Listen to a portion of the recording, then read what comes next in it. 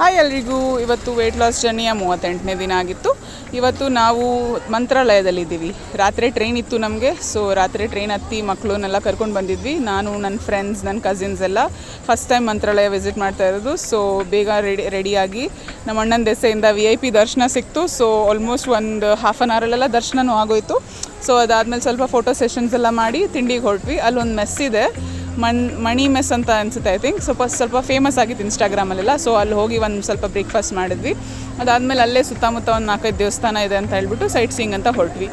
ಸ್ವಲ್ಪ ಹೊತ್ತು ಆದಮೇಲೆ ಗೋವಾ ತಿಂದ್ವಿ. ಸಖತ್ತಾಗಿತ್ತು. ಈ ಟೇಸ್ಟ್ ಡಿಫ್ರೆಂಟ್ ಆಗಿತ್ತು. ಬ್ಯಾಂಗ್ಳೂರಲ್ಲಿ ಸಿಗೋ ಸೀಬೆಣ್ಣಿಗಿಂತ ಈ ಸೀಬೆಣ್ಣು ತುಂಬ ಚೆನ್ನಾಗಿತ್ತು. ಸೊ ಅದಾದಮೇಲೆ ಎಲ್ಲ ಟೆಂಪಲ್ನೂ ನೋಡಿ ಸಖತ್ ಟಯರ್ಡಾಗಿ ಹೋಗಿತ್ತು. ತುಂಬಾ ಬಿಸಿಲಿದೆ. ಬ್ಯಾಂಗ್ಳೂರಲ್ಲಿ ಬಿಸಿಲಿಲ್ಲ, ಬಟ್ ಇಲ್ಲಿ ಎಷ್ಟು ಬಿಸಿಲು ಅಂದರೆ ತಲೆನೋವೇ ಬಂದುಬಿಟ್ಟಿತ್ತು ಈವ್ನಿಂಗ್ವರೆಗೂ. ಸೊ ಸಂಜೆ ವಾಟರ್ಮೆಲನ್ ತಿಂದ್ವಿ. ಅದಾದಮೇಲೆ ಇವತ್ತು ಗ್ರಹಣ ಇರೋದ್ರಿಂದ ಬೇಗ ಊಟ ಮಾಡಬೇಕಂದ್ಬಿಟ್ಟು ಕಾಫಿ ಕುಡಿದು ಮಂಡಕ್ಕಿ ಒಗ್ಗರಣೆ ಜೊತೆ ಡಿನ್ನರ್ ಕಂಪ್ಲೀಟ್ ಮಾಡಿದೆ ಇವತ್ತು.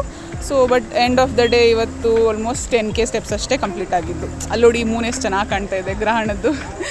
ವಿಡಿಯೋಯಿಂದ ಮೋಟಿವೇಶನ್ ಆಗಿದ್ದರೆ 1% ಆದರೂ ನನ್ನ ಫಾಲೋ ಮಾಡೋದು ಮರಿಬೇಡಿ. ಬಾಯ್.